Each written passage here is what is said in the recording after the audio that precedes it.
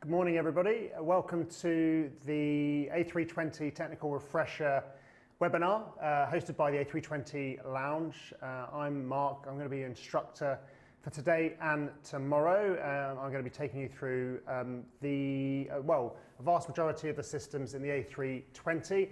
So thank you very much for joining us, whether you've found us on YouTube, referral, or you've heard of us through our work with Resilient Pilot.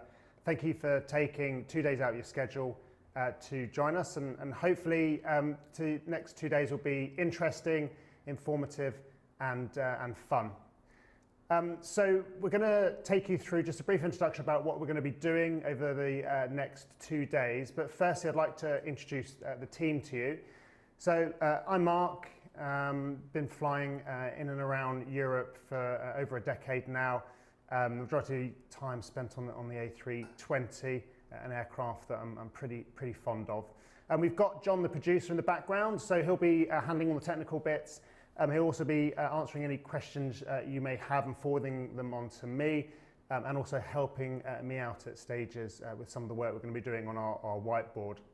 We've also got Matt, who's looking over the chat. Again, to answer any questions you have or send them over to me. So, Matt, do you want to say hello? Yes, thanks everybody. As Mark's already said, we really appreciate everybody coming along.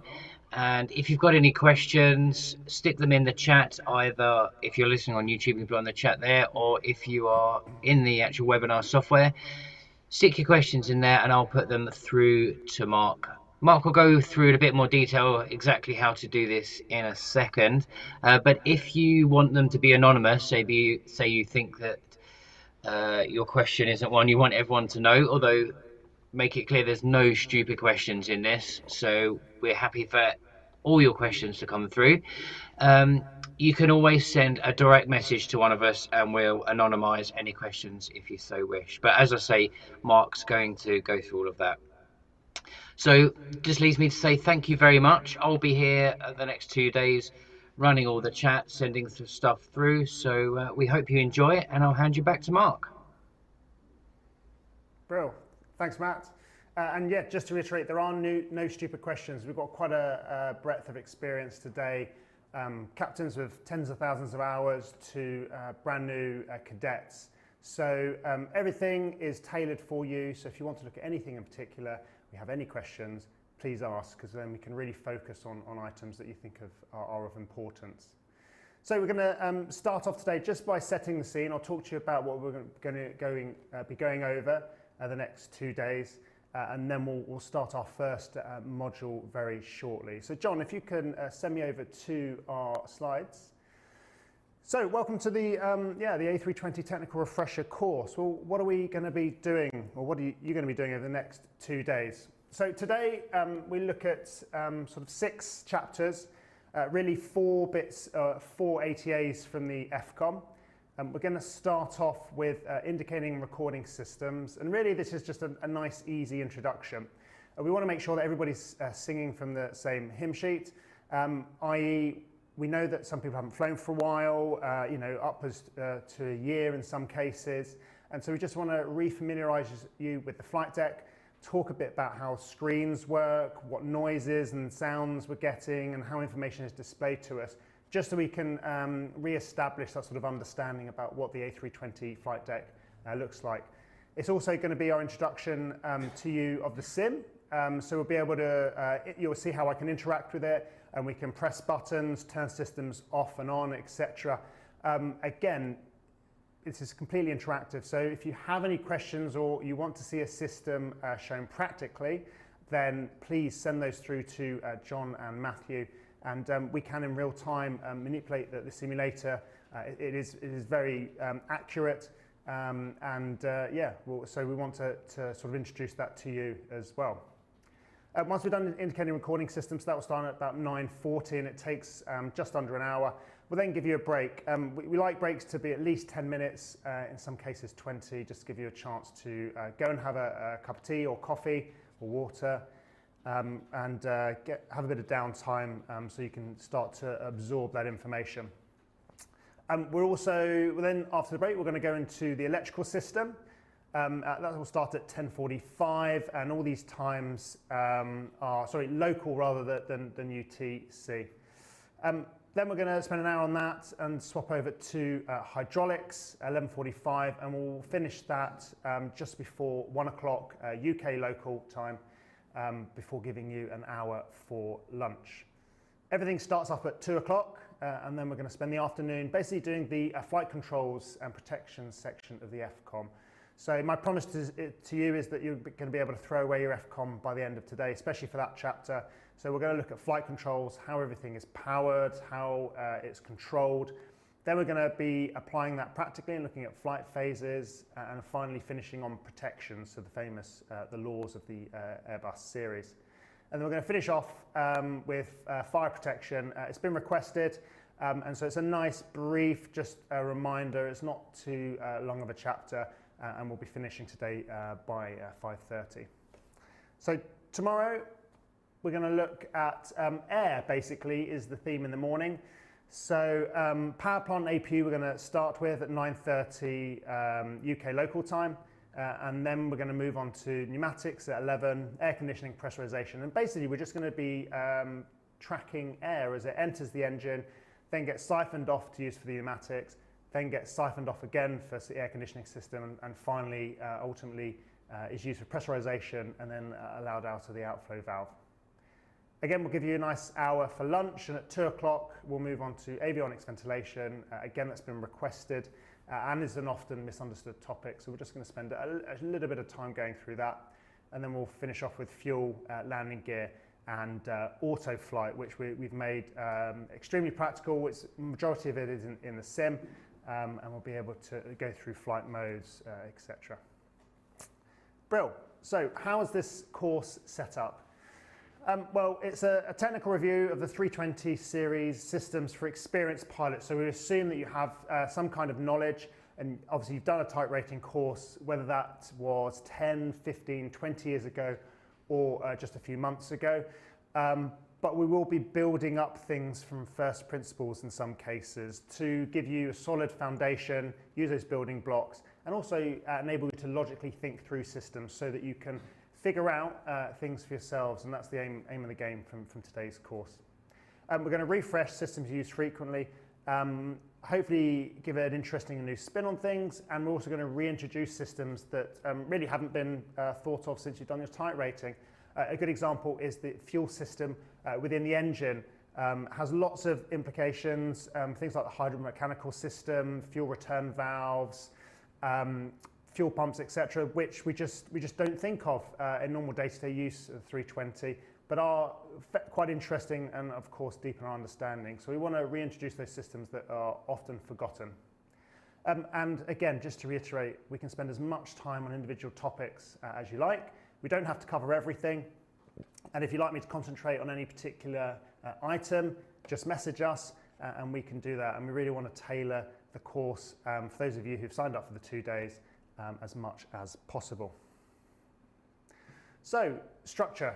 How are we going to do each chapter? Well, we're always going to start with a system summary. And this is going to just be a broad brush reintroduction of a system. So hydraulics, for instance, we'll just go through pressures and how the system is made up. Just to remind you or give your memory a little bit of a jog. And then we're going to look through the system computers. Again, just as a reminder, so that we can have those foundations built up and understood. And then what we do is we develop that and we go into our whiteboard system. We'll then draw the system, we'll be building up from first principles, and we'll be talking about each individual component. And then all the information we go through gets summarized on one infographic, and that's per system.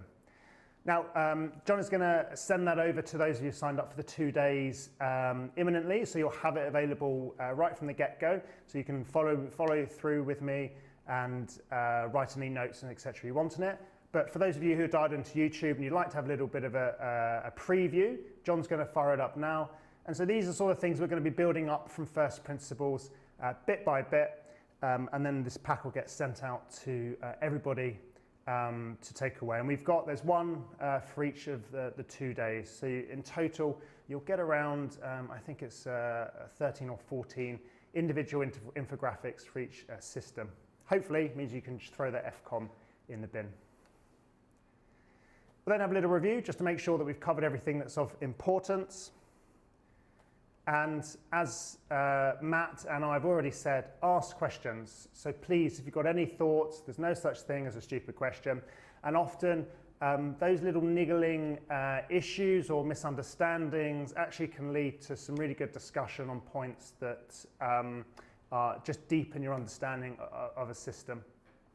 We can either do that via the public chat, so just type in a message, and Matt and John are keeping an eye out, and then they're able to display that question directly on our screen, and I can stop if I think it's appropriate, and we can answer that there and then, or I'll address it a little bit later if I think it's a relevant point. But all questions, if you ask them, will get answered. If you don't want to post in the public chat, please put it in the private message. So either send a direct message to Pilot Lounge or Lounge staff, and that'll get sent to Matthew, and then they can de-identify it and display it. So the question will still get asked, even if you don't want to be associated with it. So please do send questions, even if you don't want to do so publicly. So those are our 2 days. Let's get started. So we're going to start off with indicating and recording systems. And as I promised, the first thing we're going to do is we're going to go into the sim, to demonstrate its functionality and what we can show and display to you, how we can interact with it, but also we want to make sure everybody remembers essentially where everything is, so that when we go into systems later on, that's already been established, and we can really just concentrate on the interesting sections. So John, can you whisk me over to our simulator, please? So, well, welcome back to the A320 flight deck, everybody. So I've started us off in the captain's seat a little bit higher than usual, and maybe a little bit more reclined than we're used to when we're going to work. But so you can see that everything is dynamic in that if you look at the thrust levers just down here, and you can see I can move my mouse around, and I'll do so just to highlight items, but everything is dynamic. So if I want to move the thrust levers, we can do. If we want to move things like side sticks, again, they will move in real time. But it also means that things like systems, so for instance, flight controls here, if we want to talk about any systems directly, yeah, we can move, manipulate, press buttons. For instance, if we want to turn off, say, ELAC 1, you can see that ELAC 1 will react in real time, and therefore we can talk about what happens with systems, how they fail, and how we can restore them. There we go. So what we're going to do is I'm going to go through just each panel initially to basically give you a reintroduction, make sure, as we said, that everybody remembers where things are placed, how they are operated, etc. Because it really helps when we're going through later systems that everybody isn't just bamboozled when I'm referring to button positions and how to manipulate them, etc. So let's start with a nice easy bit. If we zoom in on our flight deck, let's have a look at our screen. So a broad, nice easy introduction is that initially, of course, we've got our PFDs. So FO side, just over the top of my head. Captain's obviously on the left-hand side, and of course PFD refers to primary flight display. Navigation display, obviously next to it.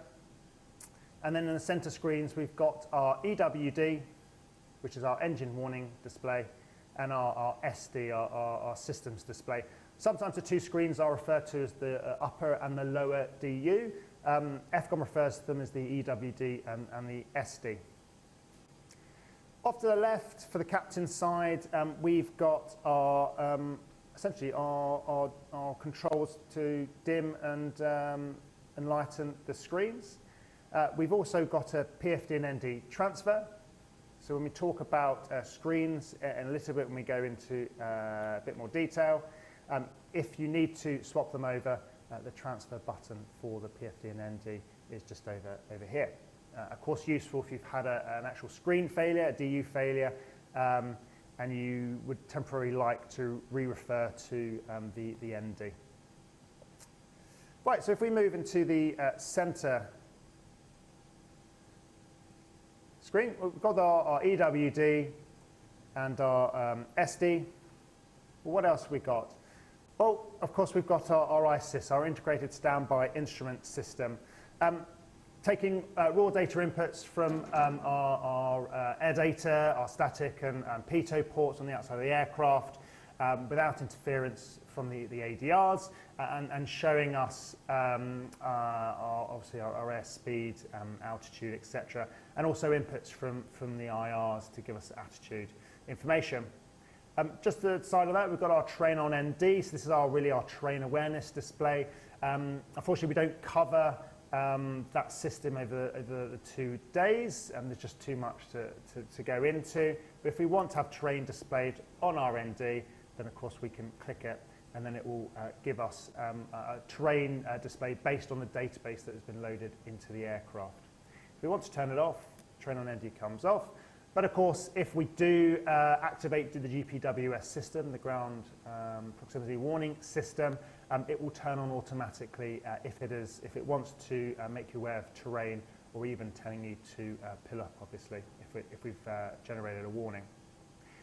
Below that, we've got the DDRMI, so the Digital Display and Radiomagnetic Indicator. It's been deleted from a lot of the modern MSNs. It's now deemed surplus to requirements by Airbus. But essentially, it's sort of a backup display of VOR and DME and ADF information if we so wish. Of course, we can usually display that on our NDs. And we'll go through how we manipulate the EFIS very shortly. Off to the right-hand side of the screens, we've also got our sort of our landing gear panel. So we've got our indication of whether the gear is up or down, just here. Generated or the indication is just generated by LGCRU number 1. But of course, we would always usually refer to the wheel page, which we've got here, and our green triangles normally. But the green arrows will obviously indicate if it's downlocked, red when it's unlocked and in transit. Our brake van controls, and then we've got our auto brake settings here, and we'll talk about that on day 2 in the afternoon when we go through landing gear and the braking system. And then of course our anti-skid and nose-wheel steering control to essentially turn off the BSCU. Again, we'll go into lots more detail on day 2 when we go through the landing gear and wheel system. Beneath that we obviously have our gear lever, self-explanatory, up and down, etc. And then our red light on the bottom, if the lever doesn't agree with the gear position, when we're below that 750 feet and we get the landing gear knocked down, ECAM. And then finally we have basically our pressurization gauged for the braking accumulator and also the yellow braking system. So in this case, it's indicating that we've got the parking brake on, generated by the yellow system, but it will also indicate whether we're generating any braking pressure using the yellow hydraulic system. Again, we'll go into lots of detail when we go through the landing gear system on day 2. Right, well, let's have a look at the FCU. So what do we got? Well, let's start off with the center section. So the FCU. So we've got our essentially our autopilot interface. So we've got our speed and Mach toggle, and then also we've got our knob to control airspeed. Push to enter any managed mode and pull it to enter any selected mode. Heading, much the same. And my favourite fact about the FCU, very boring as I am, 32 clicks is all the way round. Completely pointless bit of information, but everybody has their favourite bit of trivia. So 32 clicks go all the way round, and obviously push it to enter a managed mode, i.e. nav or to arm nav, or pull it to enter a selected mode. So that's our heading. In the middle, we've got our heading and track, or VS and FPA. So if we want to change between, and if I bring up the PFD, if we want to essentially turn on the bird or turn it off, if we would like the aircraft to follow either a heading or a track after it's been compensated for wind. or whether we'd like pitch attitude, or whether we'd like a flight path angle to be displayed on our PFDs. Our autopilot controls, so to engage, and then our auto thrust, whether to arm, or it can disengage it, although of course the flight crew techniques manual wants us to use the instinctive disconnect push button rather than the setting on the FCU to turn off either of those systems. Obviously our altitude bug, obviously you can select all the way up to 49,000 feet, although of course we're structurally limited to 39,800 on the Airbus, and then we can select all the way down to 100 feet. And of course the larger selection behind it, or selector behind it, means that we can switch between either going up in increments of 100 or 1,000. And then finally our metric altitude. Doesn't change our selection up on the FCU, but it will give us a metric readout down on the SD. And it's always actually reflective of what's selected in the FCU, so it won't ever give you a metric altitude display on your PFD. And then finally we've got the VS controls, or the flight path angle controls. And then below that we've got our approach push button to arm and approach, our expedite, descent or climb push button to either climb up at green dots or to target the MO, and then also our localizer button to arm that mode as well. So let's have a look at the EFIS controls. So electronic flight information system, we'll go through that in a bit more detail when we go through the indicating system in detail, but just a broad brush reminder of what those controls look like. So obviously at the top, we've got our controls for what we'd like to be indicated on the navigation display. So at the moment, we've got constraints. We're sat at Gatwick at the moment on the ground. You can see one of the SIDs, the departures, and we can see all our altitude and speed constraints displayed as programmed in the FMGC, the Flight Management Guidance computer. If we want to swap that over for waypoints, we can just select it and it will display any waypoints in our navigation database. Same with VORs, although there aren't any to the north of Gatwick. NDBs, similar story. And then airports, if we just want airports displayed. And of course, below that, we've of course got our range selector. And there we go, we can see all our airports as displayed. We can flip back to constraints and get rid of that information.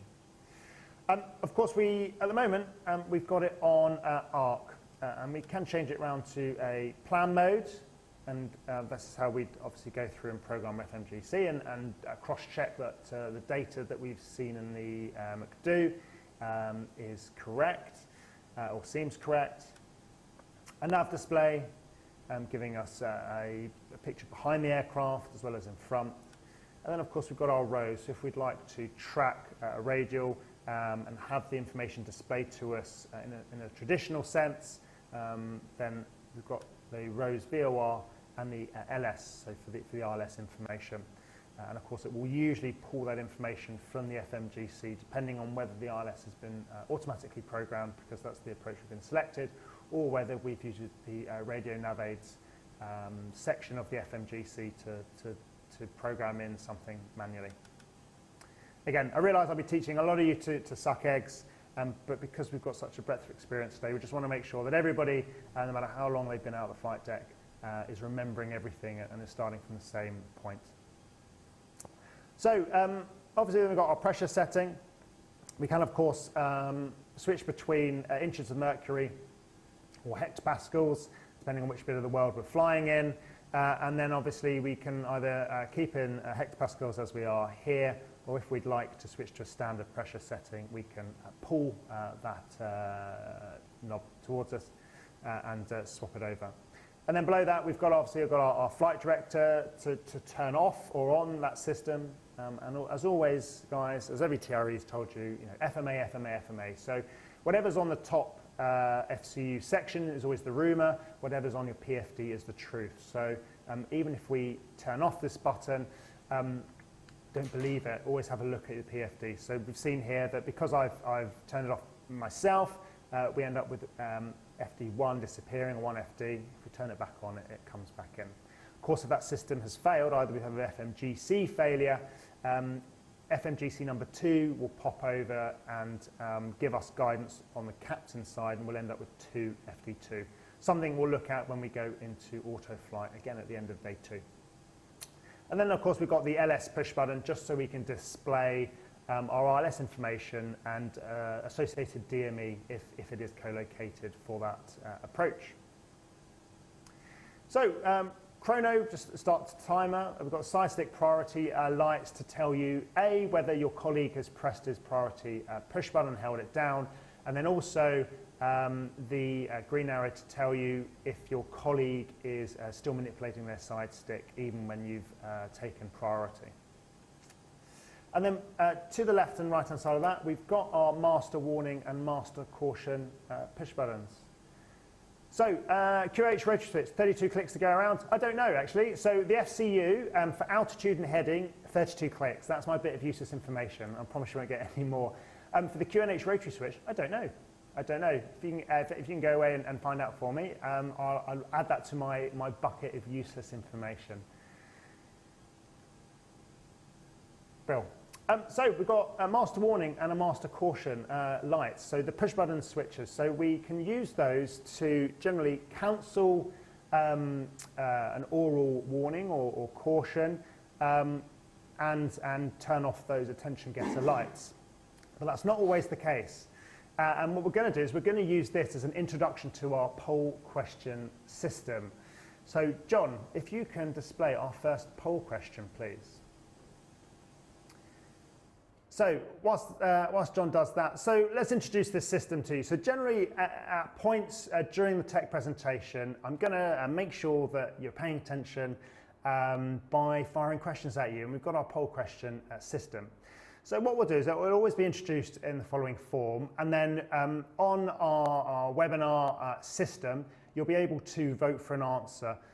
And we'll get that answer in real time, and then depending on the answer that people give, we'll then be able to either go into that topic in a bit more detail, talk about it, or just move on if everybody has understood and knows what's going on. So let's introduce you to our first question. So I've already introduced the master warning and caution push button. So pressing the master warning or caution push button will cancel any audio indicator apart from 2. So apart from an overspeed or landing gear not down. How do you silence these oral warnings? Is it A, only by reacting and removing the aircraft from the circumstances that triggered the warnings? Is it B, by pressing the emergency cancel push button? Or C, holding the clear push button for longer than 3 seconds?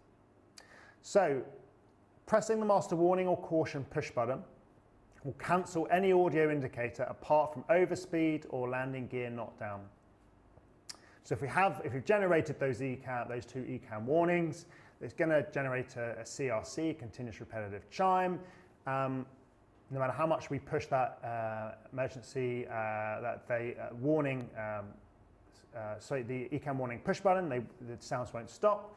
How do we get rid of it? Is it A, by reacting and removing the aircraft from the circumstances that triggered it? Is it B, by pressing the emergency cancel push button? Or C, by holding the clear push button for longer than 3 seconds? So we've got our answers. So 75% of people went for A, 25% of people went for B, and nobody went for C. So the answer is actually B. A little bit naughty. So A is wrong because of only. So yeah, absolutely, we could get rid of the audio warning, the continuous repetitive chime, yeah, by removing the aircraft from that state. But that's not the only way to do it. So we could continue to overspeed the aircraft, and we could get rid of the CRC by pressing the emergency cancel push button. You wouldn't be able to actually get rid of the ECAM warning as displayed on the EWD, but you would be able to get rid of the CRC by pressing the emergency cancel push button. Brilliant. So that's our poll questions, guys. And so generally in each module, there'll be at least 1, maybe 2, maybe more in some circumstances, just to make it as engaging as possible. So we've got, could you please confirm, as per new update on the FCOMs, in dual FCU failure, arc mode with map 20 range is displayed on the ND. So we have a dual FCU failure. What are we going to lose? Well, you lose the ability to manipulate, of course, the autopilot, so we lose that. We lose the auto thrust. We lose the ability to use this, and if I zoom in on it, the EFIS control. So we can no longer change range, rows, etc. We can't pick what's going to be displayed. And we also can't change our QNH setting anymore. So yes, it will default to an arc. 20 range, I would lie if I knew exactly which range. So it is either 20 or 40. 20 sounds very familiar, so I think you are correct. And it will default to that because it thinks Airbus have decided that that's the most useful. They would like you to look 20 miles, be able for you to look 20 miles in front of you to give you enough situation awareness to be able to fly the approach. Importantly for that failure, well, the most important, I think, is that it's not that hard to manage and fly. Yes, you are manually flying, but that isn't the most. The big thing is that there's a big distractor. And the big distractor is that it will default to setting, that it will keep standard on the PFDs. However, you also have available to you the ISIS still, and you can still set QNH or standard, depending on what you want, for the approach, and therefore your altitude reference, you need to always cross-reference the ISIS rather than your PFD, which will continue to display standard. So if you're going into somewhere particularly hilly and it's a low QNH day, obviously there is the potential for you to be a lot lower in altitude than flight level terms. The big gotcha is that because we're so used to looking at our altitude display that we mistakenly refer to that rather than our ISIS. It used to be nav 80 and now it's ARC 21ND, which is correct. What I would say is because of the large number of MSNs, you'll find that there's a lot amount of variability in the Airbus fleet. Does it, I think, what I would say is, does it particularly matter? No. I guess as long as you understand that it is going to default to ARC, it's going to show you VOR1 on one side and an ADF on the other. It's going to give you a standard pressure setting on the PFD, and you're going to be manually flying that aircraft. Those are the biggies. And and also it's going to automatically display the ILS on the PFD. Does it matter if it's displaying 20 or 80? In terms of the way you're going to handle and control and manage the failure, yeah, I don't think particularly matters. So yeah, I'm not entirely sure whether they've changed it. I would say that yeah, there's probably a variance in MSNs, but again, we want to make tech practical. So does it matter that it's 20 or 80? Probably not. As long as you're aware that yeah, the ND is going to be default down to an arc, and so you're only going to be getting forward projections.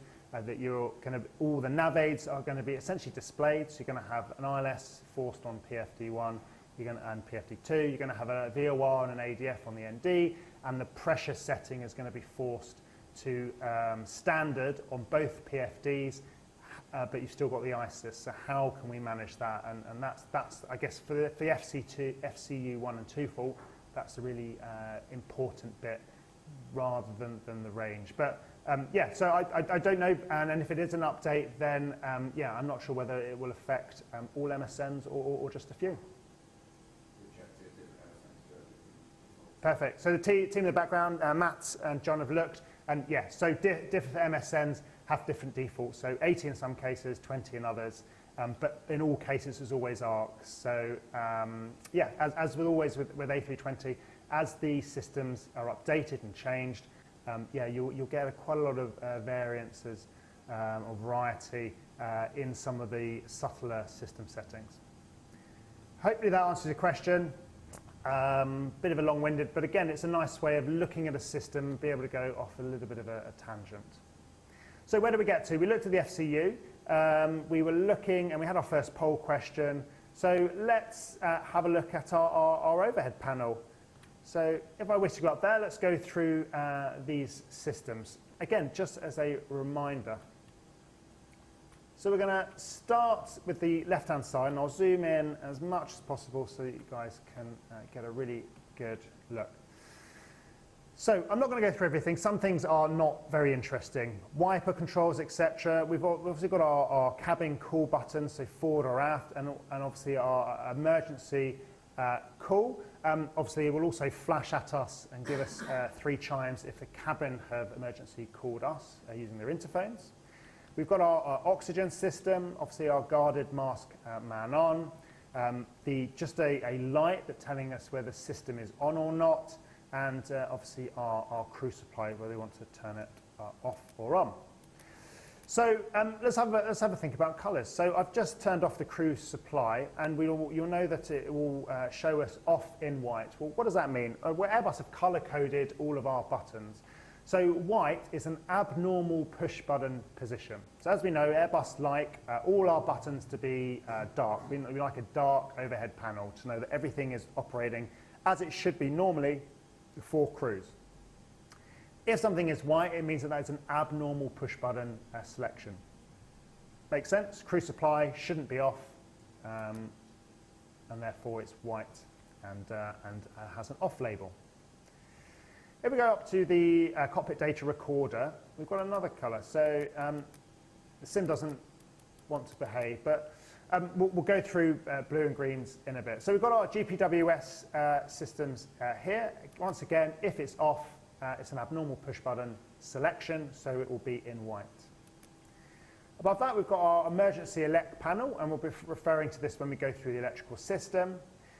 Whether we want to do an emergency generator test, and that will do things like power up, the emergency generator bus tie and line contour, etc., just to make sure that system is able to work if needs be, but it doesn't actually force us into the emergency elect config. Generator 1 line, again, we'll discuss that when we go through the electrical panel, and then of course, I guess the big important things, the manual controls for emergency elect and extending the ram air turbine. We've got our evacuation settings up here. Flight controls for the captain's computers, I like to think of them for things like ELEC 1, SEC 1 and FAC 1. And then mirrored on the opposite side, we've got ELEC 2, SEC 2, SEC 3 and FAC 2 just over here. And then above that, we've got our ADIRs. So our IR and ADR system and selectors, depending on which aircraft are in, you will either not be able to, in the case of this aircraft, independently turn off your IR. You will always be able to turn off your ADR, but newer MSNs have a slightly different panel in which we can turn off our IR independently of the ADR for that system, so for system 1, for instance. Right, well, let's look at the center panel. This is the meaty bit. So, well, let's start off at the top. We've obviously got our fire panel right at the top, and I'm going to just switch on very quickly our lights, and such we can discuss them. So we've already talked about white is an abnormal push button position. Red also is as Airbus defines it, is a system that affects safety and requires immediate action from the crew. So red requires immediate action from the crew. For things like amber fault lights, they need crew attention, but they do not require immediate action. So things like, for instance, if we look at the hydraulic system, pump faults certainly would want our attention, but do not need our immediate action. So that's the big change in definition. Right, so I'll just get rid of the lights. So we've got fire controls up to the top, and we'll go through those as the last chapter today in terms of how the fire push button works, what it gets rid of, how many agents and bottles there are for each of the engines and the APU and the cargo holds, and how the detection system works as well. So if we scroll down a little bit, we've got the hydraulic panel now. So obviously we've got, we've already said, so if we want to turn off a hydraulic pump, white means that the push button is in an abnormal position, and if we've got a fault on that pump, PTU, which is really a reservoir detection, or the electrical pumps, then yes, we're going to get an amber fault light telling us that it needs our attention, but we don't need to immediately action or do anything. The fuel system. So now we're going to have a look at the green and the blue colour that I tried to use with the CVR. So green and blue, what are the two differences? So we've got white colour, which means it's an abnormal push button position. So the crossfeed is a good example of green and blue. So if I click it, white is on, and white because it's an abnormal push button position. We don't usually fly around with the fuel crossfeed open. We usually have the left and right fuel systems in each wing segregated, so engines are taking fuel from independent sources. But the open light has come up in green. Now why is that? Well, green is a normal system operation, so the system is operating normally. And it kind of makes sense if you think through logic. The push button position is an abnormal. We don't fly around with it usually open. So that's correct, yeah, open. But now that we've selected it open, or on, the open light is green because having selected it open, the valve is opened normally, and that's what we would expect if we press that cross-feed push button to on. So green means that the system has done something and it's done it correctly. It's operating normally. Now blue lights are also systems that have worked out working normally, but they're only temporary. So for instance, the APU is a good example. So the APU being on, or the APU bleed being on, is completely normal if we've selected it, but it's a system that should only be used temporarily, and that obviously makes sense.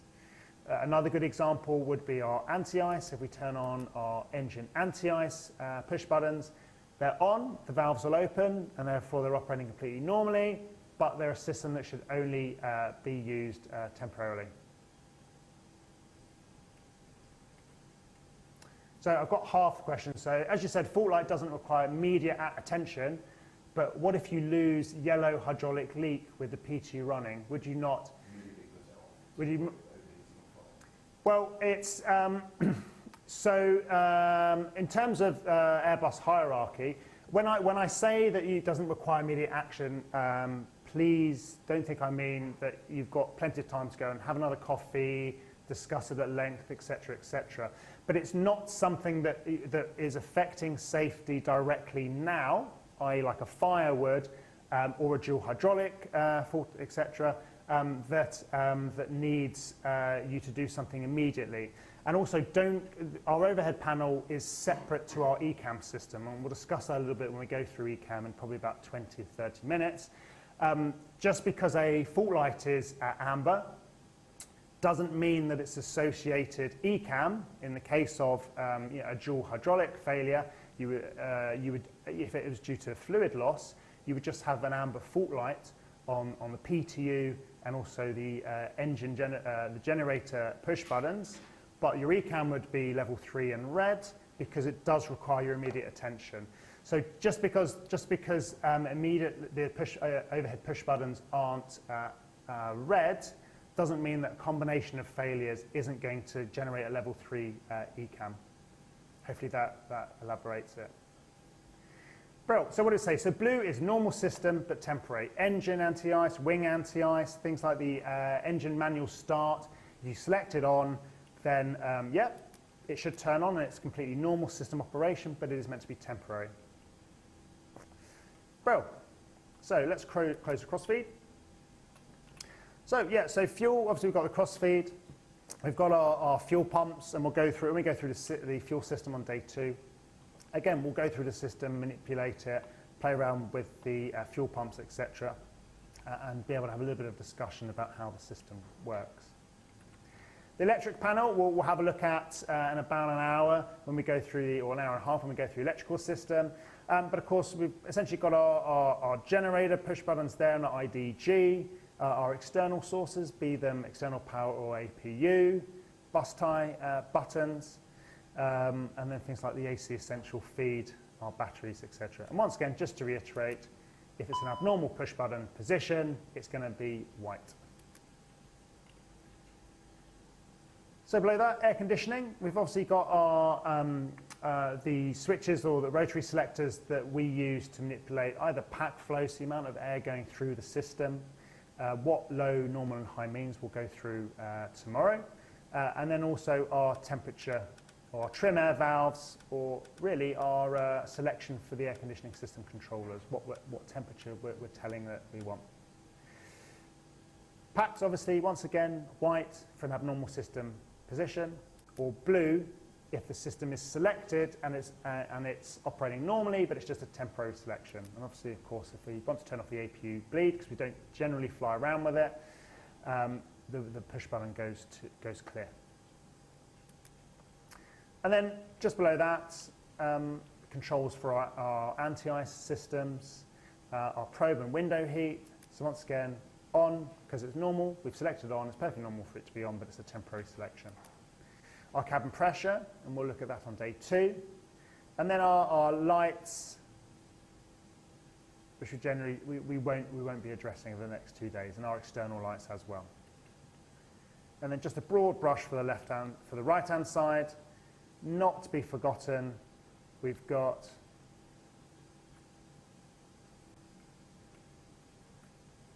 our hydraulic blue pump override, so we'll be discussing that very shortly, and our leak measurement valves as well, all the way up here.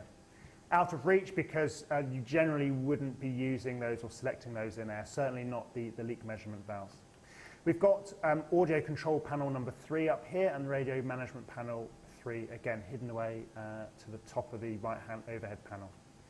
We've got our other flight control computers, and then we've got things for cargo air conditioning, our cargo smoke detection and extinguishing systems, and then our avionics ventilation systems for putting it into overrides. So one of our many configurations, again, we'll talk about that.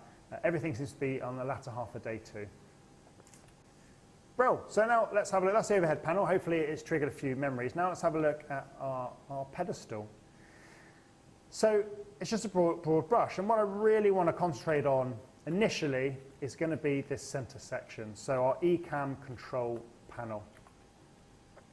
So above the ECAM control panel, we've got our switching panel.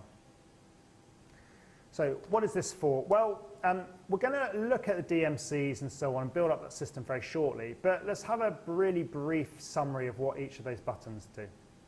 So first off to the left is our attitude and heading, and really that's sending our IR data. Where are we sending IR number 3? So as we know, IR number 1, the data is sent to PFD number 1, to the captain's side. IR number 2 will be sent to PFD number 2, the FO side, and IR 3 is sat in the background, not directly generating any information for the pilots as of yet. If we, of course, have a single failure, the ECAM will direct you to... Cool. So I'll answer Richard's question in a bit. So we've got any good way of remembering essentially what the numbers mean for the circuit breakers, and we'll discuss those. In fact, what I'll do, Richard, is when we go through electrics, we'll talk about the circuit breaker panel, so we'll save your question for them, if that's okay. And I'll get John the producer, to remind me if I don't, so we'll put him to work. So attitude heading, yeah, if we want IR number 3 to take the place of number 1 on the captain's side, then we can just flick it over to the captain's side. Nice and simple. And that's always directed by the ECAM that's been generated if it's a single failure. Same for air data. So if we've had an ADR fault, again, the ECAM will direct you. So if you've had an ADR number 2 fault and you've got the associated flags on the PFD, the ECAM will direct you to send data from ADR number 3 to the FO side by flicking it over to FO.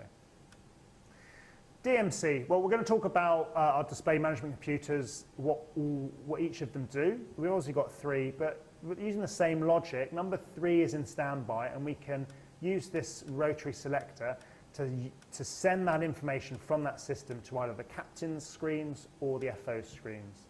But we're going to build up that system very shortly. And then finally, we've got the ECAM ND transfer. So I'm just going to zoom out for this one. And really, this is used if we've had a screen failure, be that through an electrical fault, and we'll talk about which electrical buses power which screens when we go through the electrical system. But if we want to have access to the lower DU, generally for workload management, situation awareness, if we think at that moment the information is a bit more pertinent than our navigation display, then we can either choose to send that systems display off to the captain's ND, or as you can see me, send it off to the FOs. Unlike the PFD and the ND, they don't get swapped over, so you end up just with ECAM on ND left on the lower DU, the lower display unit. Generally, you'll be using this if that lower display unit has failed, or if the upper one has failed, and we'll talk about priorities in terms of what screen go where very shortly. Right, so let's talk about the ECAM control panel. So let's bring up our ECAM page here, just so we have it for reference. Well, what are we doing? So obviously to the left, we've got brightness controls for our screens. Not particularly interesting. Otherwise, we've got all of our systems. And as we know, we can independently select them as we go along. If that's not available to us, or if we choose to, we can use the All button. And we can either hold it down, and every 3 seconds, a new display will be displayed and it will just cycle through. Or if you're a bit impatient like me and you know what you want, you can just click and you can cycle through them as quickly as you want and then just pause on whichever one you'd like to refer to. In this case, we've ended up on wheel. The clear push button is there to go or get rid of or go through ECAMs, whether they be warnings, cautions, once you've actioned any relevant points and you're happy to clear that system from the engine warning display. And then we've got status display, which obviously is there to display our aircraft status. In this case, nothing's failed, so we just have a nice normal is displayed in the middle. But of course, if we did, we'd have a list of in-op systems on the right, and then we'd have any procedures, limitations, information on the left-hand side. And we'll go through how the information is displayed imminently. So the recall button, how does that work? Well, the recall button is there to bring up any cancelled ECAM warnings or cautions. So how does it work? Well, if you just click it once, it will bring up any ECAM cautions or warnings that we have cleared just using those clear push buttons. So whether it be a warning or a caution, doesn't matter. If we just click it, it will then, as long as those warnings are still valid and cautions are still valid, it will then redisplay them on the engine warning display as if they're fresh ECAMs, so we can have a look at them again. If we want to get rid of, if we want to bring back any emergency cancelled master cautions, and we'll talk about why it's master cautions in a minute, if that's been emergency cancelled by either us or a previous crew and we want to get that information back up on the engine warning display, just clicking it won't do that. We have to hold down that recall button for more than 3 seconds, and then it will redisplay anything that's been emergency cancelled. So let's talk about the emergency cancel push button. So it's guarded, so you can see me manipulating the guarded switch. Well, what is that for? Well, we've talked about that button will cancel every single audio warning or caution, so be it a single chime or a continuous repetitive chime. And we know that now it will also do overspeed or landing gear not down if you happen to get those ECAM warnings. In terms of ECAMs on the engine warning display, it will only emergency cancel cautions. It will never get rid of a warning. So if we happen to have, for example, a fire and we're going to get our emergency, our ECAM warning, if we press the emergency cancel, it would not affect that ECAM at all. If we get a caution, then if we press the emergency cancel, that caution will then disappear and it will be displayed in white on the bottom of our status display as a list, so we can see which ones we've got. Yeah, I've got a little silly rhyme. Well, I've got a little silly rhyme that was once taught to me. So AA, take it away. Let's have a look at the overhead panel. So overhead panel, there we go. Right, AA, take it away. So what does that mean? Well, if the only two things you can see are A and an A, then you can take it away. So to help you stop you plunging into darkness. So what does AA mean? If the ground power has been is connected but not activated, you'll see a green avail, but you won't see the blue on. So remember, green because it's normal, it's available, it's a normal system operation. If we had turned on the external power and we were using it, then blue on is blue because it's normal, but it's only a temporary selection, or external power should be. So if you only see A, and then if we think about the APU, if we see A there, so the APU is above 95% N, and therefore the generator is running and producing enough electrical system and is available. If you've got AA, so A there, it means that the external power is plugged in, but you haven't selected it on. If you've got A there, it means the APU is on and the electrical generator is available and powering the system. So therefore, the ground crew can take away the ground power. AA, take it away. Silly rhyme, but if you don't have AA, i.e. you've got on and A, no, don't take it away because that ground power's still on, or on and nothing down here, then don't take it away. So AA, if you've got two available, take it away. Brill. And we've got another question, I think, John. So, emergency cancel only does ECAM cautions. That's it. Nice and simple. So if you've got an ECAM warning, a master warning, the emergency cancel will not hide that. Makes sense. ECAM warnings is not something you want to hide away. Usually they're not going to be spurious, are they? So Airbus decided emergency cancel is just for ECAM cautions and will only hide away. And I say hide away, it just moves it to the ECAM status page. That will only work for ECAM cautions, but not for warnings. So if you've got a warning and you press the emergency cancel push button, the warning isn't sent to the status. So hopefully that makes sense. So the emergency cancel only cancels ECAM cautions. Yeah, for oral warnings, as John's reminding me. So for any noises, it will stop any noise. But in terms of ECAMs, if we're thinking about ECAMs that's displayed on the EWD, it's only going to cancel ECAM cautions, not warnings. Hopefully that makes sense. Brilliant, love it, lots of questions. So emergency config, remaining indicates that by selecting the attitude heading selector Captain 3, it may be possible to retain IR3. We can have a look at that when we do electrical system, but essentially, yes. So the way it's wired up, IR3 has a standby electrical power option. And so, yeah, if you've got the presence of mind to select attitude heading selector to 3, then yeah, IR3 would remain powered, and therefore you would have it available if you wanted to use it. Part of the infographic is a summary of what powers what in terms of electrical buses. So we'll have a look at that and see if we can work that out. But yes, yeah, if you have presence of mind to select it to 3, then it should remain powered. Well, cool, love it. Lots of questions. Keep them coming, guys, because we can spend as much time as you like. I want to get moving because I realise for some of you this is going to be fairly basic stuff, and I want to get into the more meaty, interesting bits of the tech refresher. So that's the ECAM control panel. Last thing to note is that some of these buttons are hardwired. So if you've had an electrical problem, in which case the ECAM control panel is no longer powered, some buttons will still work. And it's very easy to remember which. It's all the buttons on the bottom.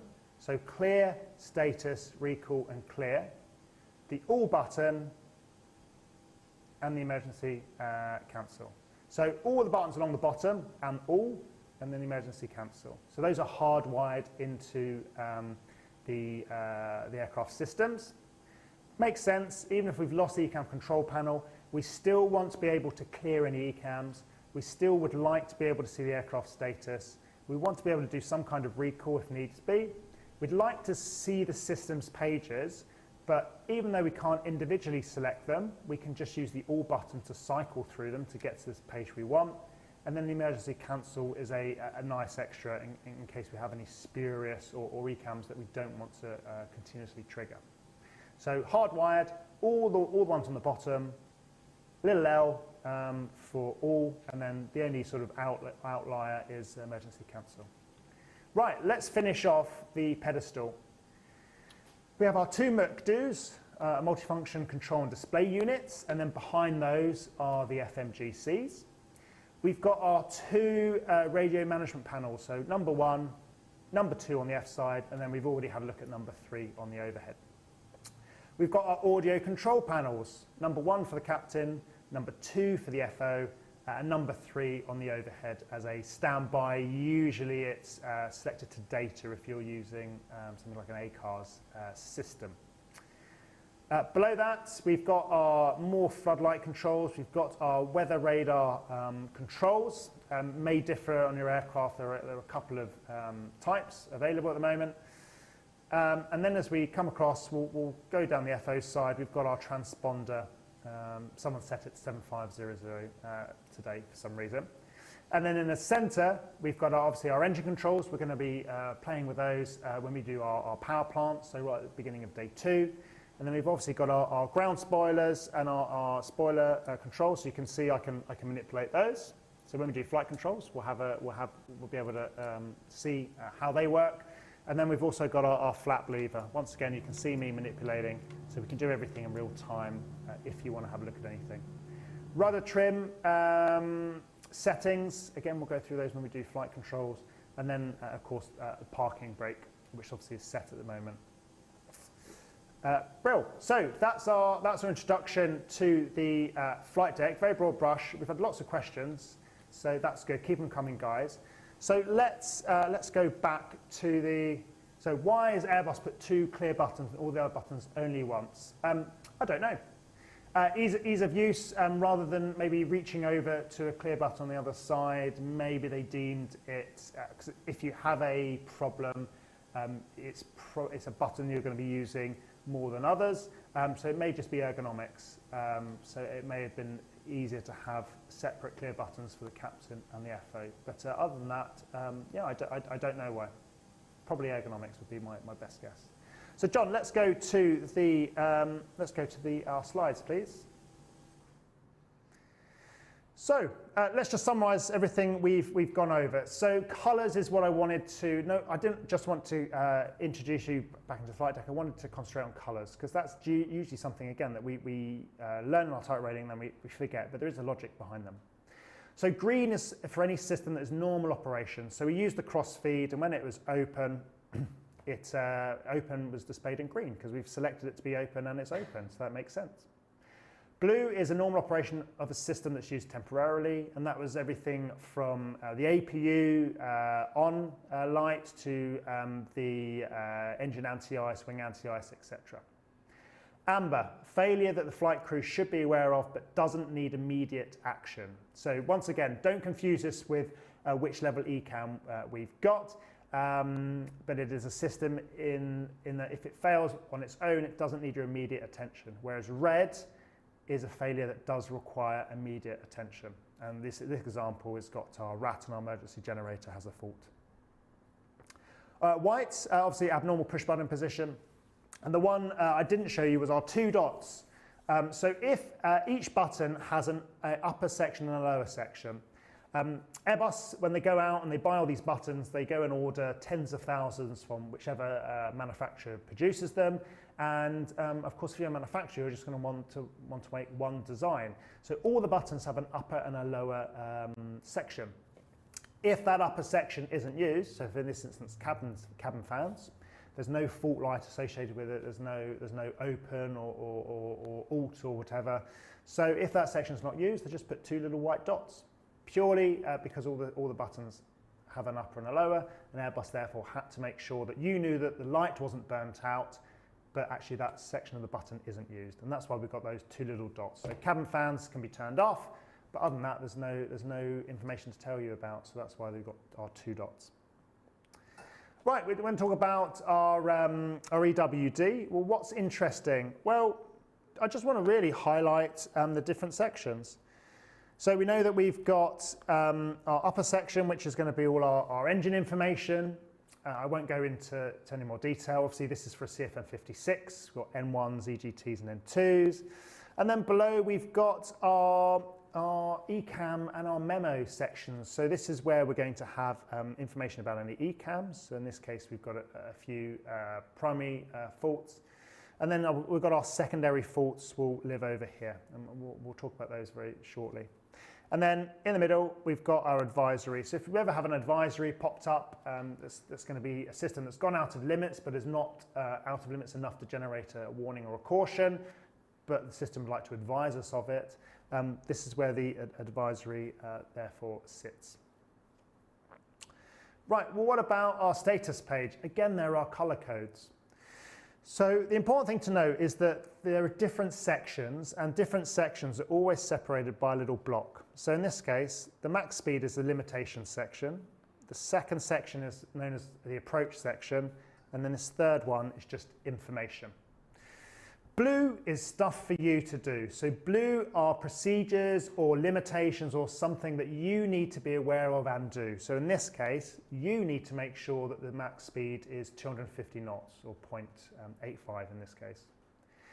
Similarly, in the approach section, the blue is stuff that you need to do. You need to turn the blue electric pump on if the overheat light goes out. You need to do gravity gear extension and put in a landing distance, etc. Green is for information, so in this case, Cat 1 only or slats are slow. White are known as system titles, so in this case, it's our emergency cancel push button has emergency cancelled our nav IR2 fault ECAM caution. And then off on the right-hand side, green again is for information, so in-op systems, and then they will be color-coded, red or amber, depending on the severity, and there will be a list of systems that are in-op. If there are any maintenance messages, you remember that they appear on the bottom right-hand side of the SD page. And some are able to be dispatched with, some aren't, so always make sure you have a look in the MEL to double-check. And then at the bottom, we've got our permanent data. So this is where you're going to have information about things like TAT, SAT, gross weight. If you go above 1.4 G for more than 2 seconds or less than 0.7, the G limit or G loading figure will appear. And it's also where we have a clock. We can also get some flags associated with the DMCs there, but we'll talk about those very shortly. Right, so that's our introduction back into the flight deck. Let's talk about the indicating system in a bit more detail. So we're going to talk about the electric information or instrument system, the electric instrument system, so the EIS, often misunderstood. So this is the broad brush description of the system that represents all the data to our 6 screens, so our 2 PFDs, our 2 NDs, and our EWD and SD. And that is split into 2 subsystems. One is our EFIS, so our electronic flight instrument system, and the other one is our ECAM, our electronic centralized aircraft monitor. So the EFIS is a system that's generating information for our PFD and NDs, and our ECAM is the EWD and the SD. Well, what components make up those systems? So we've already talked about our display units at length. We've introduced our display management computers, but there are some other computers in the background. So our system data acquisition concentrators, our SDACs. Those are 2 computers that sit in the background. What do? Well, we'll talk about them very shortly. And our flight warning computers, again, there are 2 of them. Single channel, so if one fails, that's it. But again, they are sitting in the background interfacing with the DMCs and our screens. And then, of course, we've also got our attention getters, our master caution, and our warning lights. So those are our components of our system. Let's have a think about how the system is put together. So, John, can I get you to fire me off to our whiteboard, please? Perfect. So, welcome everybody to our whiteboard. This is where we're going to build up our systems and hopefully build things from first principles and therefore logically understand how the system works. You can see my mouse. If I want you to look at anything in particular, you just have to follow it. I'll try and keep it out of the way so it doesn't distract you. And what I've done is we've set it up. So we've got our flight deck. You'll see that I've labeled the screens just for clarity. So we've got obviously our PFD, our ND, our engine warning display, SD, ND, and PFD. Well, below that, I've already put in our 3 display management computers, our DMCs, 1, 2, and 3. And right at the bottom, we've got our sensors. Now, these can be sensors for any system. So think of your favorite system. They're just looking at temperatures and pressures in the pneumatic system, if you want, hydraulic fluid levels, whatever you want. And we need to try and think about how we're getting information from our sensors to our DMCs and then onto those screens, so we're looking at that information. So let's talk about the DMCs. So we've got 3 of them, and we've already said that 1 and 2 are active, and number 3 is in standby, so it's not doing anything initially. So what are DMCs? Well, they do what they say on the label, really. They're there to manage our displays. So they take information, make sense of it, and then chuck it out onto our screens, exactly like a graphics card on your computer. So what DMC does what? Well, number 1, we've already said, does the captain's side. So it would make sense that it therefore does the captain's PFD and the captain's ND. Nice and easy. Well, it actually does a bit more as well. So each DMC can do up to 4 screens. And in this case, DMC number 1 does not only the captain's PFD and ND, but also does the EWD and the SD. So it's generating signals for all 4 of those screens. So what's left for DMC2 to do? Well, it's just doing the 2 remaining screens. So we've got signals for ND and the PFD. So in normal situation, this is how the DMCs, what they're generating information for these screens. So what about if we have a failure and therefore we've got to use the switching panel when we're switching it to DMC3 either towards captain or the FO? Let's have a think about captain. So if DMC1 fails, what are we going to see? Well, you're going to see a little message that says invalid data. And that's telling you that the data coming into the screen is broken, either DMC is broken. And an ECAM caution will be generated. And it will simply ask you to switch DMC3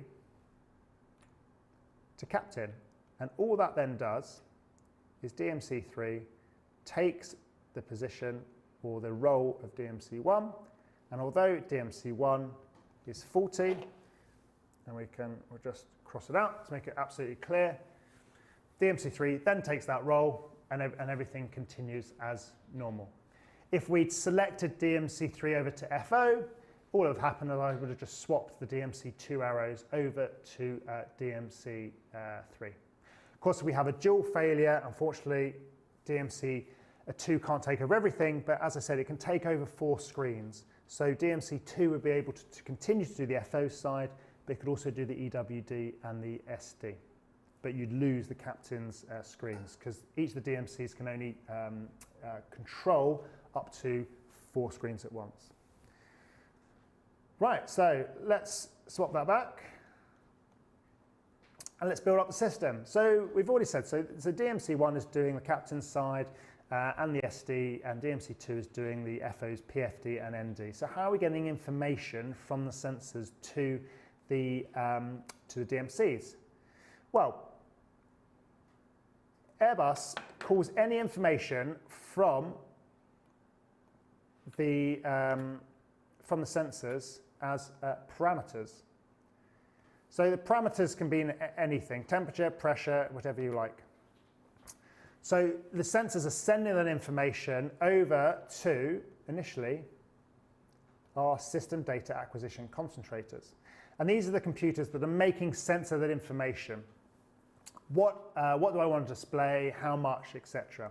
And then they then send those parameters onwards, but not directly towards the DMCs. Now, occasionally, everybody, you'll see items move around and so on. Whenever you have a producer, make him do as much work as possible. So you'll see John tidy up little diagrams to do, etc. Just because I don't want to waste your time by spending too much time on that. We want to make sure we're doing the learning. So sometimes you'll see John tidying up anything I'm doing in the background. So it would make sense that you would think that the SDACs would directly discuss or send that information to just DMC1 or 2 in this case, but it doesn't really happen. If you look at your FCOM, you'll see that there's a little bar that they send the information to first. Now, it's not labeled, it's not called anything, so I think of it as simply as a sort of an shared information bus bar. Again, that's not its official title, but it's the way I like to think of it. So what then happens is that the SDAC send the parameters, goes to the shared information bar, and then the DMCs can extract that information from that shared information bar and fire them off to our various screens, therefore giving us our images. So those are the parameters. What it also means is that if we have an SDAC failure, it means that if the SDAC was just sending information directly to DMC1, we then lose captain would lose all that information. Whereas because we've got a shared information bar, SDAC2 can supply that information, and therefore DMC1 can still display information to its relevant screens. So there we go. So that's for nice and easy stuff. What about if a parameter is out of limits? How does that happen? Well, the SDAC doesn't send that information directly to the DMCs. And this is where our flight warning computers come into play. So flight warning computer number 1 and flight warning computer number 2 over here. So an SDAC will be looking at parameters and deciding whether or not it warrants a caution. And if it does, that ECAM caution will be sent to the flight warning computer, and then the flight warning computer will have a look at it, make sense of it, and it's the flight warning computer which will then, once again, send that information to that bus bar, and then it gets displayed by the DMCs onto our screen. And exactly the same thing is happening with our SDAC1 and our flight warning computer number 1. So if I put it over there,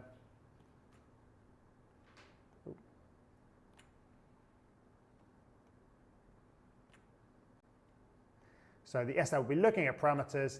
If it is out of any kind of limit, then it will send that information to the flight warning computer, and the flight warning computer then has all the information to generate the relevant ECAM caution. And that's how ECAM cautions are generated. So it's the SDAC doing most of the heavy lifting, passes that information over to the flight warning computer, and then the flight warning computer sends that information over to the shared information bar.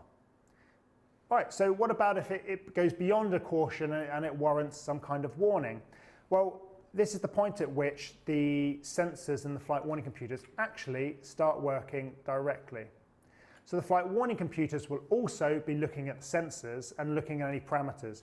And if a parameter exceeds a limitation that means a warning is relevant, then it will take that data and then once again, just like it did with cautions even, it will send that warning information direct to our shared information bar.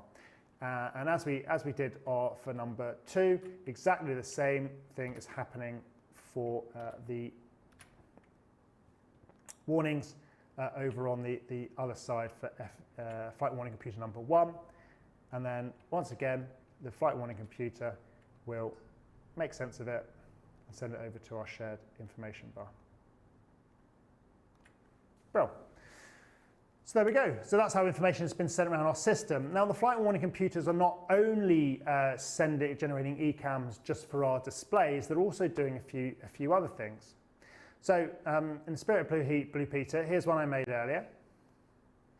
Now they're doing various other things. So you'll know if you've had a dual flight warning computer failure in the sim, that you lose various things, and usually it's information. So the flight warning computers are also generating all our attention getters. That master warning and master caution push button that we highlighted in the flight deck, that is being generated and controlled by the flight warning computer, so we lose that. Call-outs, so things like radio altimeter, RA call-outs, or minimums call-outs, altimeter call-outs, etc. They are also being generated by our flight warning computer. And also our Delta V app. So whenever we have a failure, you'll know that in the QRH we have, or if you're using electronic flight bag, there is going to be a Delta V app associated with whatever fault that is. You remember that whenever you go into the status page, having gone through the ECAM is also telling you that Delta V app as well. Well, that information has been generated by the flight warning computers, and they're very clever, cleverer than our EFB or our QRHs. So for instance, if we look at a dual hydraulic fault, let's say a green and a blue hydraulic fault, we know that we will have lost our slats. If we look at the Delta V app for a green and blue hydraulic failure, in the QRH, it will assume that that we've had the failure at config 0 in the cruise, and therefore we're going to be landing with slats 0 and flaps 3. But what if we've had that failure when we've taken flaps 2? So we've already achieved slats 2 and we've got flaps 2, and therefore the slats have achieved their position number 2, and although they're no longer powered, if we're using config 3, that would have been the landing position anyway. So the flight warning computer knows this, and therefore the delta V app it will display for you will be based on a landing configuration of slats 2, which is where the slats were when we had the failure, and flaps 3, because that's what we're going to be landing in config 3 for this failure. Rather than in the QRH, it will be assuming it is at slats 0 and flaps 3, and therefore there'll be a different delta V app. The flight warning computers will actually reflect the actual failure state of the aircraft. So SDAC to flight warning computers are only cautions, not warnings. So yeah, so the SDACs are sorting out the cautions. The flight warning computers are looking for the warnings directly with our sensors.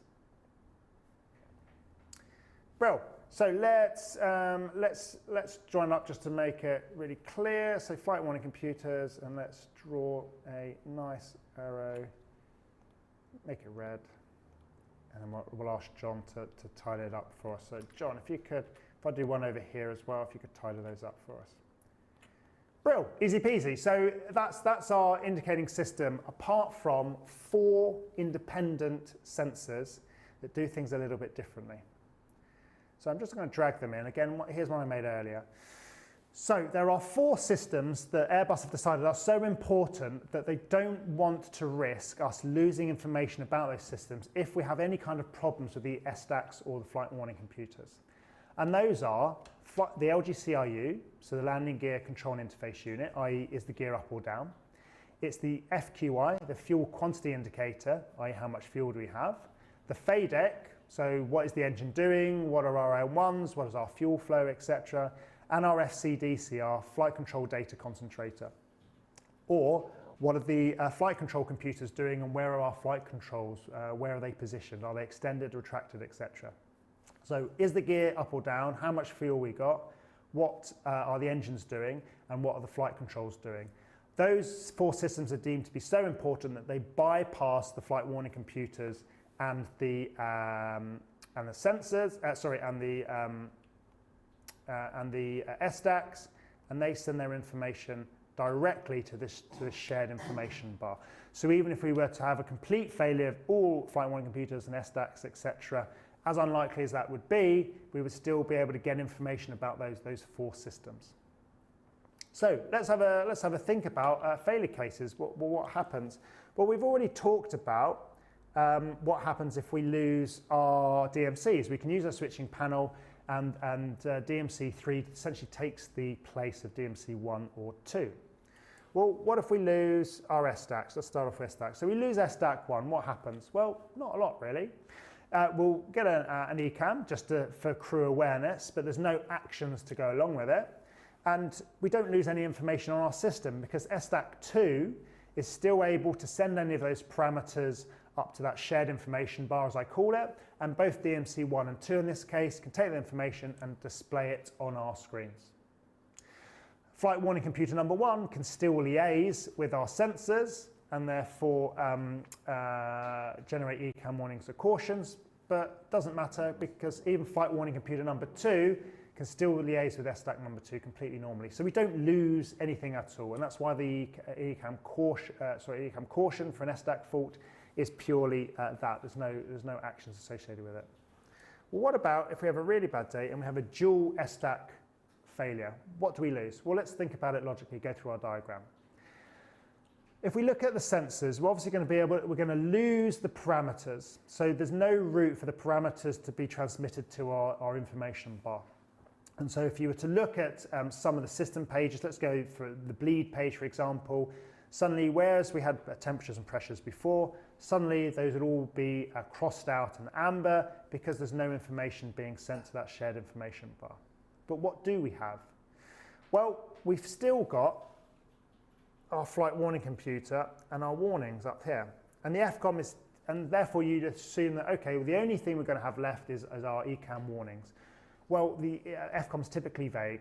So it says that we lose some ECAM cautions, but then doesn't stipulate which ones we keep. But it kind of makes sense, because although we've lost this route, because that flight warning computer is still talking directly with that sensor and is able to generate warnings, you would have thought it can therefore still generate some cautions associated with those same systems. So the FCOM says that we lose some cautions. We're going to lose a majority of our parameters, apart from the 4 that are completely independent, but we still get ECAM warnings and some cautions. We also lose some information on our status page, our list of in-op systems, etc. So that's if we lose both SDACs. What about if we lose flight warning computers? Well, if we just lose one,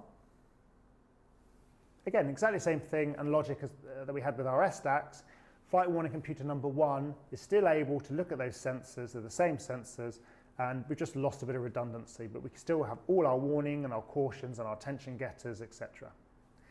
If we lose 2, that's when life gets a little bit interesting.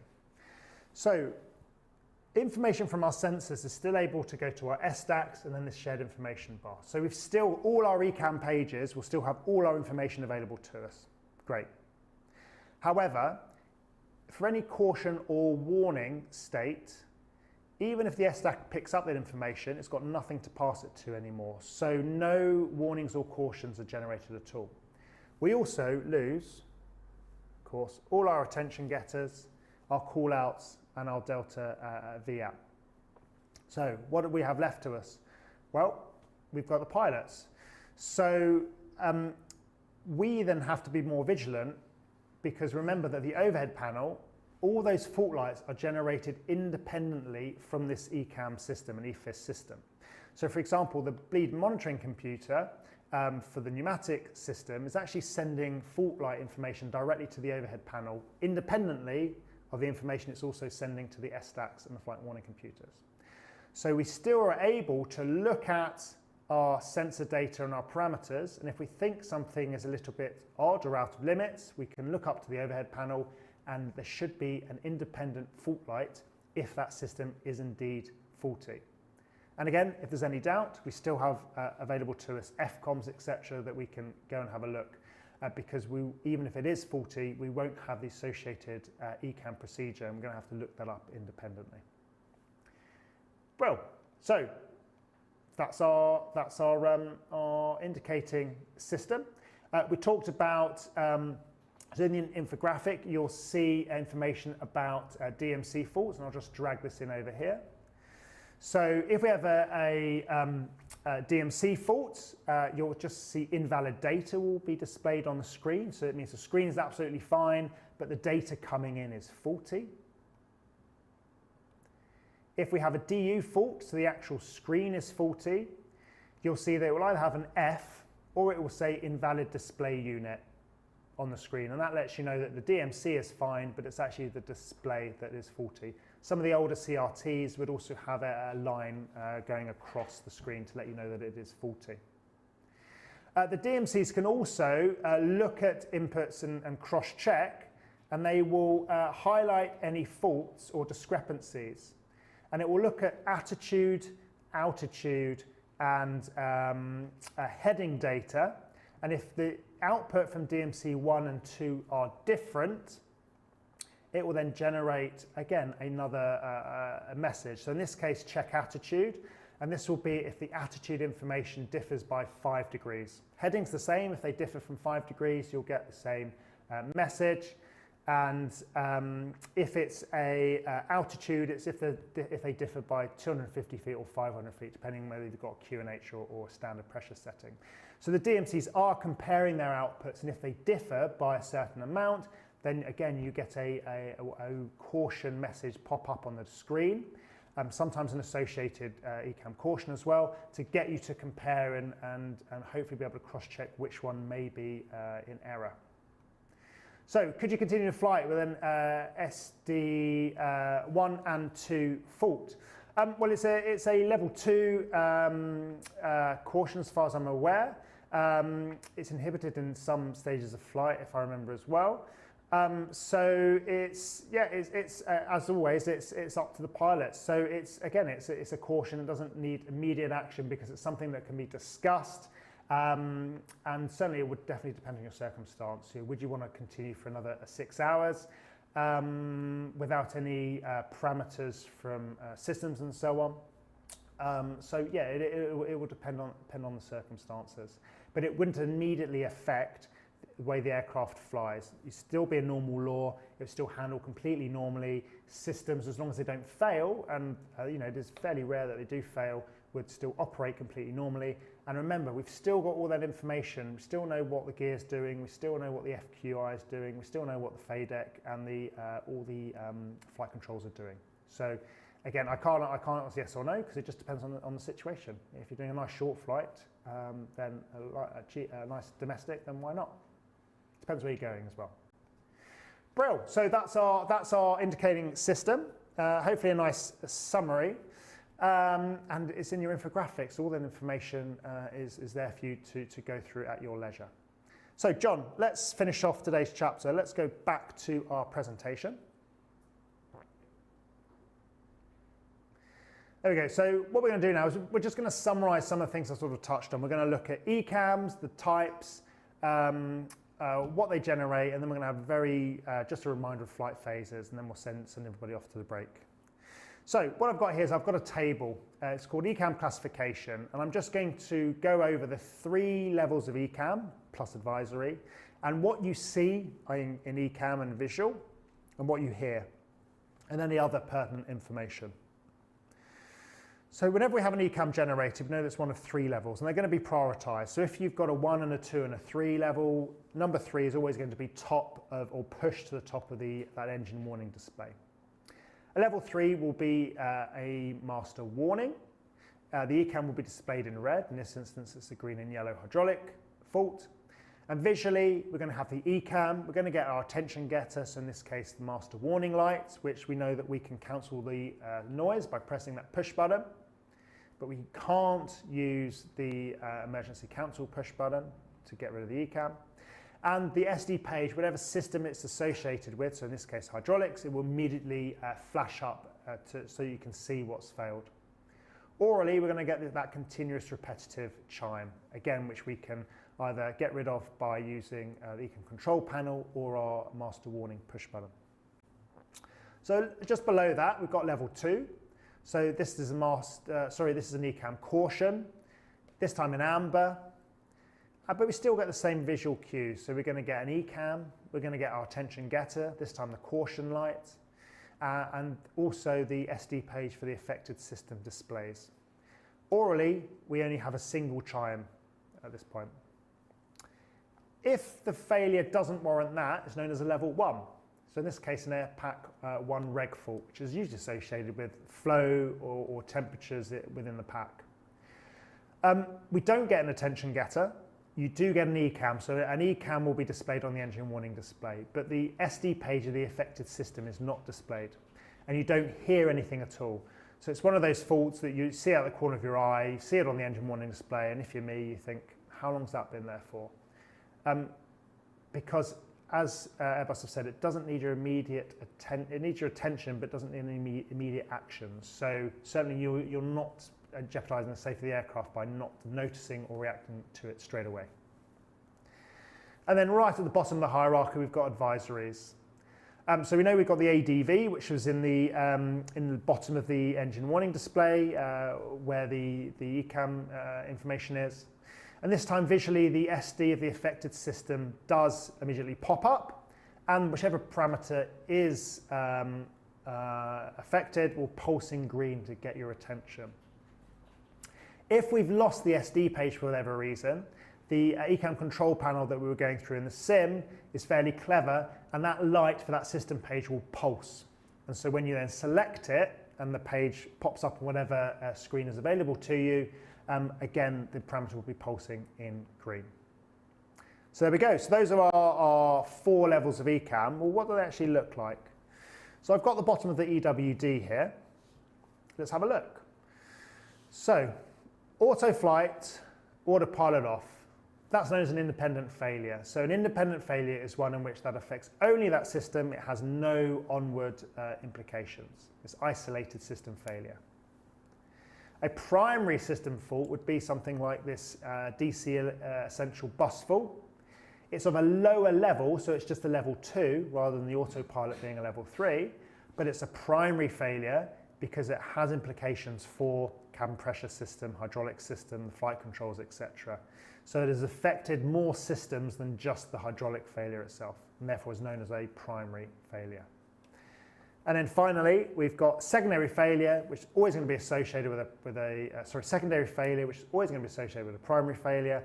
And in this case, it's the cabin pressure, hydraulics, and flight controls. And once you've cleared the ECAM on the left-hand side, you'll remember that when you then go through the remainder of the ECAM, each of these system pages will be displayed automatically. And as a crew, you can look at and discuss what those secondary failures actually mean. Brill. So just to finish off, we're going to look very briefly at flight phases. And I don't want to really labour it. All I really want to say is that remember that the flight has been divided up into 10 sections. And each section on the SD page is automatically displayed as depicted on top of this diagram. So when we turn on the aircraft at the start of the day, we enter phase 1. When we start our first engine, we enter stage 2. When we set our first engine to takeoff power, be that flex or toga, we enter stage number 3. During the takeoff roll, as you pass 80 knots, you enter stage 4. When we lift off, we're in stage 5. As we get past 1,500 feet, we're in stage 6, which is the cruise section. And then for landing, 800 feet, we go into stage 7, touchdown, stage 8, below 80 knots, stage 9. And then when we turn off both our engines, so second engine shut down, we're then in stage 10, and that lasts just for 5 minutes, in which case, as long as we're going flying again, it then repeats itself, so it goes all the way back to the beginning. For each of those stages, there is an associated ECAM page that we displayed. And logically, it all makes sense. So if we think of phase 1, we turn on the power. What do we want to know? We really want to know cargo doors open, passenger doors open, and so the door page is the page that's going to be displayed. If you've started an engine, the system knows that probably the next thing you're going to be doing is taxiing away. So the wheel page is then displayed. When we set our takeoff power, the aircraft knows that probably they're taking off. So the engine page is displayed for that critical flight phase until we get to 1,500 feet, at which point the cruise page is displayed. Now in the FCOM there are some caveats. So the cruise page isn't immediately displayed at 1,500 feet. It also depends on whether your slats are retracted, whether your thrust lever angle is out of the takeoff position. And if those two aren't true, then it waits a minute after you've passed 1,500 feet. But for ease of remembering, 1,500 feet is the magic number. At 800 feet, although we've entered flight phase 7, the wheel page actually is displayed when the landing gear is down. So it's not 800 feet, and it makes sense. Landing gear down, as long as I think we're below 16,000 feet, then the wheel page is displayed. And we want to keep the wheel page because we're going to be landing, taxiing around, and then once we've shut off both engines, it makes sense that we want to know what the doors are doing again. Now, of course, some systems take precedence. If we're turning on the APU, you remember the APU page turns up until it is basically until it's up and running, so until it's above 95% N. When we're starting the engine, as soon as you select the engine mode selector, the engine page is displayed, etc. So there are some systems that take precedence over this. And the last thing I want to finish on is landing inhibit and takeoff inhibit. Well, landing inhibit, 3 to 5. Takeoff inhibit 3 to 5, and landing inhibit is 800 to 80. So when we're taking off, as soon as you set takeoff power, the system knows that only tell the crew really important ECAMs. Now, it isn't true for all, so not everything's inhibited, and you get things like cargo smoke warnings, which are not inhibited until you pass 80 knots, so there's always a little caveat. But the majority of things are inhibited, and you'll only know about them when you get airborne. Similarly, 800 feet, judged on the RA, when you're coming to landing, it will inhibit the vast majority of things. including the buzzer for a cabin call from the cabin, which tends to catch people out. Great, so that's indicating and recording. I realise we've run out, we've run over quite significantly, but we're still going to give you a nice 10-minute break, and we're going to... Matt's going to talk to it. Right, okay. Matt's just told me that he'd like to talk to everybody as well. So what we're going to do is we're going to roll to Matt, and when Matt's finished talking, we're then going to go and have a 10-minute break. There will be a countdown timer on the screen so that everybody can judge when to return, and we'll go into electrics. Yeah, thanks very much. Just thought I'd say, hope you've all enjoyed it. Those of you that are watching on YouTube, I've put a link in the chat if you'd like to continue on for the rest of the course, so for the rest of today and tomorrow. As we've mentioned, you get all of the content recorded and available for 72 hours afterwards. So those of you on YouTube, thanks for joining us. Everyone else in the webinar, we will see you after the break.